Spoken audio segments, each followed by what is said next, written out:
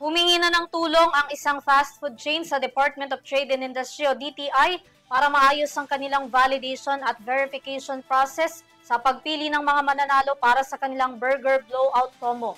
Yan ay matapos kumalat online na AI-generated lang daw ang pagpili sa 3-week raffle draw winners. May karagdagang balita si Raymond Montero.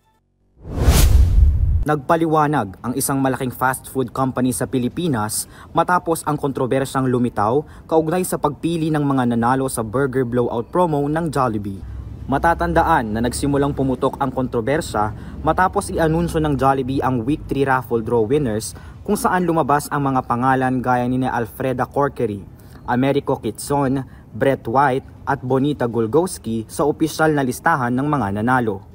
Mabilis itong kumalat online na umani ng libu-libong komento mula sa netizens na nagdududa kung totoong tao ba ang mga nanalo o generated lamang ng isang artificial intelligence o AI.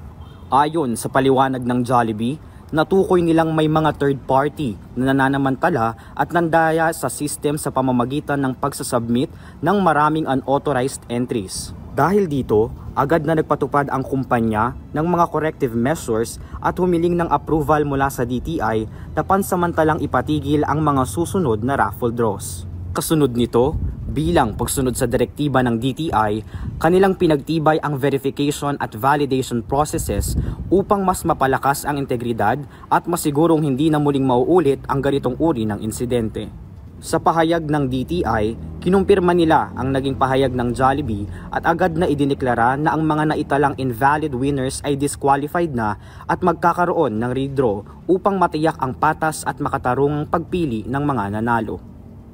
Bilang aksyon, titiyakin ng ahensya na patuloy nilang ipomonitor ang issue at patuloy na magbabantay upang mapangalagaan ang interes ng mga mamimili. Para sa EuroTV News, Raymond Montero, sumasaludo sa bawat Pilipino.